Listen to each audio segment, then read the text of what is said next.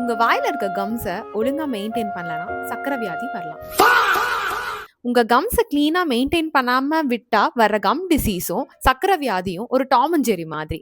S, sugar அதிகமா இருந்தா gum disease ஈஸியா வரும். கம் டிசீஸ் இருந்துச்சுன்னா சுகர் லெவல்ஸ் வேரி ஆகும். அது எப்படின்னு நான் உங்களுக்கு சிம்பிளா எக்ஸ்பிளைன் பண்றேன். நம்ம பாடியில இன்சுலின்ற ஹார்மோன் சுரக்கும் போது அது ப்ராப்பரா நம்ம பிளட்ல இருக்கிற சுகர் லெவல்ஸை ரெகுலேட் பண்ணி எனர்ஜி கன்வர்ஷனுக்கு ஹெல்ப் பண்ணிட்டு இருக்கும். நம்ம ரொம்ப நாளா கம்ஸை ப்ராப்பரா மெயின்டைன் பண்ணாம விடுறனால அது கிரானிக் இன்ஃப்ளமேஷன் ஆகி அதுல இருந்து சில கெமிக்கல் மீடியேட்டர்ஸ் ரிலீஸ் ஆகும். ஸோ இந்த மீடியேட்டர்ஸ் என்ன பண்ணும்னா நம்ம இன்சுலினை வேலை செய்ய விடாம ஆக்கி அது சுகர் லெவலை இன்க்ரீஸ் பண்ண வச்சிரும்.